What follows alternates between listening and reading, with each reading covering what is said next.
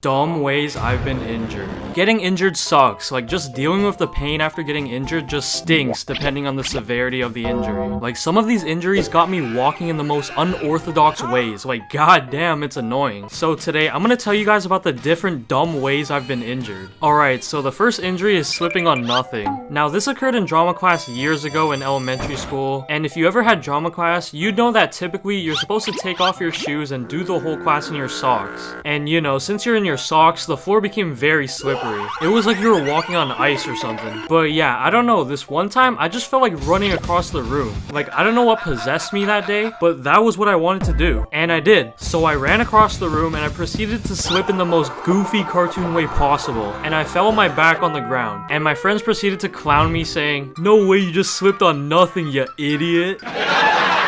Next, I gotta talk about my knee incident. Now, this happened back when I used to go to this summer camp, and my brother and I would usually show up very early before the actual summer camp would begin, because we wanted to help the staff set up stuff for the activities we do during the day. So on this bright summer morning at around like 8 a.m., my brother and I were just chilling at the park playing on the playscape, and in the distance, we saw one of the staff members open up the storage room where they kept all the equipment. But it was more like a dungeon, because when you'd see the interior of it, it was the most run down looking storage room ever. It was crusty, dusty, maybe even musty, and it was littered with spider webs everywhere, and it just looked like a place where a kidnapper would take their victims to. But anyways, we saw one of the staff members heading in, and my brother said, "Hey, wanna race to the dungeon?" Okay, so we're sprinting at full speed towards this dungeon, and not gonna lie, my bro was absolutely smoking me in this race. Like, I was a whole 4 meters behind my bro. Like, there was no way in hell I was winning this race. And as I'm running up this upper incline, I trip and fall on my knee, and I just start crying my eyes out, bro. And I look at my knee to see the damage, and man, all I saw was a red hole, bro. It was a big cut compared to my tiny legs. And while I'm still sobbing my eyes out on the ground, my brother called over the staff member, and she carried me and took me into the dungeon and patched me up. But dude, the recovery phase for this injury was so bad, because whenever I would shower, I would need to put a plastic bag over my knee because I couldn't get the cut wet, which was so annoying. And this injury left me with a permanent scar on my knee that I still have to this day. Now I gotta talk about the omelet disaster. Now, during quarantine, I was bored as hell just doing the same old mundane activities every passing day. So one day, I thought it would be a good idea to switch up my routine and start learning how to cook stuff other than bacon and eggs by itself. So I thought, hey, an omelet doesn't seem that hard. It's just eggs, cheese, and vegetables. So, you know, I find some basic recipe on YouTube and start following the step-by-step instructions, and it was going very well. Until it got to this one specific step.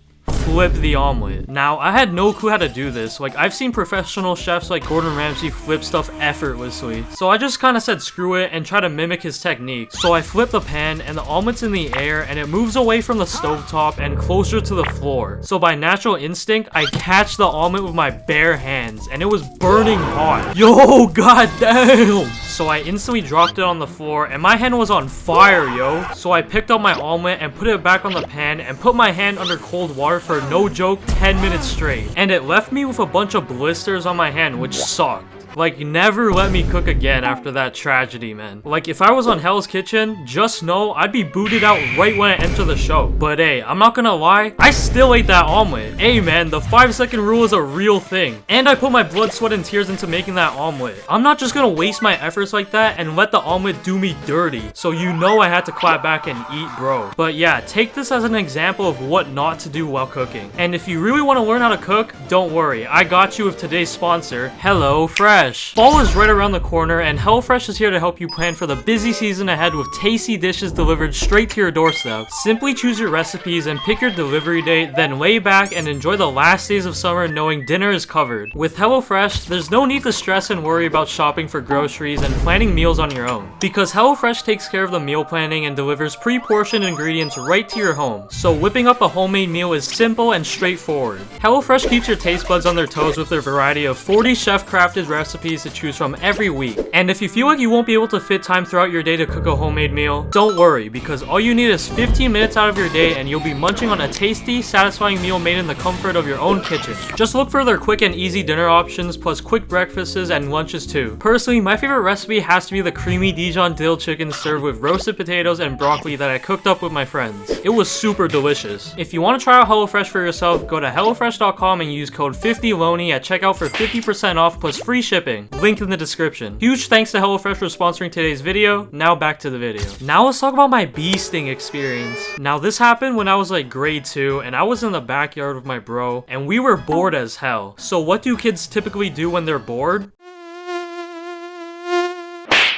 Swat flies. So we were in the backyard swatting flies and my brother had the actual fly swatter while I just had some dull stick. And we were racking up our KD, you know, we were going like 20-0, going on an absolute killing spree. But then this yellow jacket wasp pulled up on my brother. Yo, it's a wasp, swat it! And he started swatting it like crazy. And he swatted towards me and it landed right on my chest next to my pepperonis, dog. And I got stung. And I just started bawling my eyes out cause bee stings hurt. I would know cause I got stung like a week ago, and the pain would be amplified like 10 times for an 8-year-old. So my brother took me back inside and told my mom, and I was still bawling my eyes out, but my brother had a great idea to stop me from crying. He left and got a popsicle and shoved it in my mouth, and my fat ass instantly stopped crying. And I was enjoying that popsicle like the bee sting didn't even happen, bro. Now we gotta talk about the monkey bar incident. Now this happened during recess back in elementary school, and you know the horizontal poles that the monkey bars are attached to? Yeah, I don't know why I used to do this, but I used to like crawl across them, but my friends and I called it doing the snake. I was like special or something, but I wouldn't recommend anyone to do this, especially if you're a dude. But for this specific recess in particular, I was feeling dangerous and spicy, and I wanted to up the danger levels, and I was gonna walk across that John like a tightrope, like I was starring in the Cirque du Soleil. So I climb up the monkey bars like usual, and while I'm up there, I'm thinking, yo, I'ma get all the girls when I pull off this stunt, just watch. So I start walking down the pole, and I got halfway and I was like, yo, I'ma actually do it. But then I slip and fall straight on my back on the wood chip ground, and I just lie there on the ground completely defeated, just thinking to myself, damn, I'm an idiot. But then I just got up and acted like nothing happened. Next, we gotta talk about my gym box jump incident. Now this happened actually last year, and I was in the gym with a friend, and I was doing the shoulder press machine, and from the distance, I saw the box jump boxes, and I thought to myself, damn, I bet I could box jump 2 of those boxes easy. So I walk over to the boxes and set them up so that they were stacked on one another, and I mentally prepare myself for my greatest box jump achievement that was about to go down. Alright,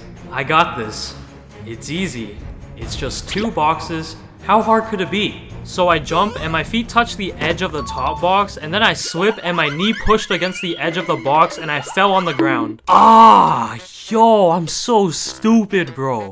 Yo, why is my knee dented? Yeah, the edges of the box dented my knee for a few minutes, and I had to go up to the person working at the front and ask her for bandages. Yeah, I felt like a complete idiot for trying to do this. And I couldn't do leg day for the coming days because of my injury, so I was lacking in that department. Well, comment down your stupid injuries you've gotten in the past. I love to laugh at you for being an idiot. Anyways, I'm out. Bye!